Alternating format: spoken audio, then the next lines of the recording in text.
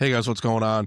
Hermdo back with you. Hope you're all having a good day. We're not going to recap the last four Red Wings games, the losses. I just think the same problems that persisted with the Red Wings, loose play, bad shots taken, bad, shot selection, bad fundamentals, if you will. The issues have been plaguing Detroit for years now. It's the same kind of stuff.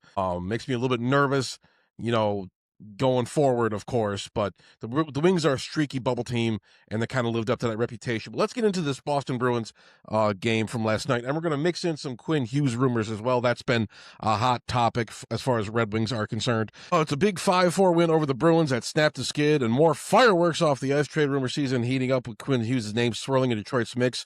We got the recap, the breakdown on what can mean for the future. Let's dive in. Detroit's opened strong, jumping on Boston early and building a lead. Never letting go. Final was 5-4. Top performer of the night, Moritz Seider, 1 goal, 2 assists, 3-point night.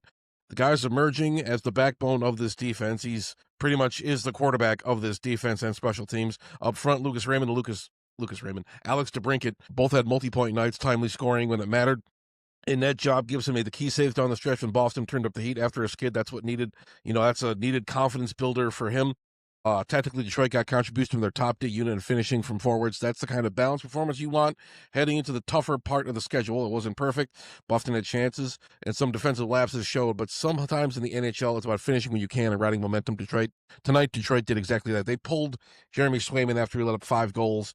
They put Giannis Corposalo in, however you pronounce his name. But yeah, there's a couple late goals like in the last 5 minutes of the third period. Just one of those things like, oh God, is Detroit going to give this away? How many leads have we seen them blow? But we were able to get on top of the Bruins and maintain that lead. Gibson, it's his first win in, I think, a little over a month. So that's good, I guess. But, the Gibson thing is still kind of, I know James Van Riemsdyk and Ben Sherratt had goals as well. Ben Sherratt, I think his stock is going up a bit. He's been a lot more solid play, a lot better on his unit. His defense has been more solid. He's had some clutch, goals and whatnot. I'm not as down on him as I was more recently, but yeah, I still think he's probably paid too much. I don't know how good of a fit he is, but he has been playing better, so I'm going to kind of get off his case. Anyways, let's get into the trade rumors, the deep dive, Quinn Hughes and Detroit. Now, after the win, the rumor will keep spinning. One name that's popped up a lot is Quinn Hughes, elite puck-moving defenseman from the Canucks. Could the Wings land him? Here's some speculation. Hughes carries a cap hit of about $7.85 million, and currently there's reportedly no trade clause, meaning from a salary cap perspective, Detroit could afford him. That matches what we know about their flexibility. Several rumor tracking outlets have named Detroit as a serious suitor if Vancouver ever decides to move him. That alone puts him in the conversation, and it's a big but, Vancouver hasn't committed to trading him yet. Some insiders say he's not on the for sale list. That means this may just be speculation for now. If Detroit were to push, they'd likely have to trade a first-round pick, a top prospect, maybe a roster NHL piece. Those are high costs. The upside, you get a top 4 high-end puck mover who can help anchor your defense and transition game for years. I mean, imagining Quinn Hughes and Moritz Seider on the top line, I mean, baby. Landing Hughes is tempting. You're getting an impact defenseman, but I don't think it's a slam dunk. The price will be steep, and the return from Vancouver will have to be major. So unless Detroit is ready to really pay the cost, this could stay in rumor limbo. Still with the roster and cap room, it's one to watch. Yeah, what it could mean if the Quinn Hughes actually came to Detroit, he brings a blend of balanced scoring, improved defensive core outlook, Seider plus veteran leadership. Hughes was a guy we missed out on. We drafted Philip Zadina over him in 2018. The last middle finger from Ken Holland for us, because Philip Zadina, as you all know, massive bust. Caps plays flexibility plus youth pipeline gives Detroit breathing room for big moves. They have the money.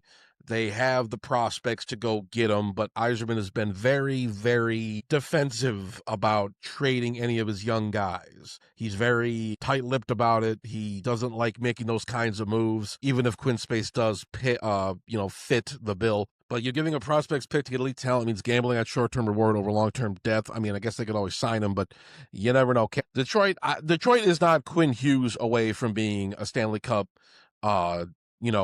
challenger. I don't think, that Quinn Hughes doesn't make Detroit a Stanley Cup team. I think it's a big step forward. It's a big upgrade to your defense. It's a big guy. Your defense and your offense. Quinn Hughes really does it all. I'd love to have Quinn Hughes here, but, we still need a few more pieces. We still need goaltending and whatnot and a little bit more, depth. But the young prospect guys, that's the thing. I think the young prospect guys bring a lot of depth to the bottom lines. Your Danielsons, your ASPs, your Emmett Finneys and whatnot. I know Emmett Finney's kind of fallen off lately, but I think those guys bring a real good blend, real young, dynamic kind of presence to the bottom lines of the Red Wings. I don't know if you want to get rid of any of them, because I don't want the Wings to be too top heavy. I know they don't really have any bad. I mean, they have a couple bad contracts, Compher and Cop and whatnot. I don't know if you want to commit that much money right now. But you got money coming off the books. I know next offseason they're going to have like 40 million cap space. They say, pull the trigger. I say pull the trigger personally. Will they actually? I'm kind of 50-50 on that. I know I sound like kind of a fence sitter when it comes to that stuff, but I just don't know if this fits Yzerman's plan. This could be a really big jolt, which is what we need. It's been like, this is the 7th year of the Yzer plan. We still have not sniffed the playoffs. So I definitely think it needs to happen. This is something that could really help the Wings, but I just don't know if it's in Yzerman's wheelhouse. But anyways, but what do you guys think? What do you guys think about all this kind of stuff? How do you feel about Quinn Hughes? You think he could be a big addition to the Red Wings? The Red Wings definitely need a boost. At the Alex DeBrincat thing, that was nice.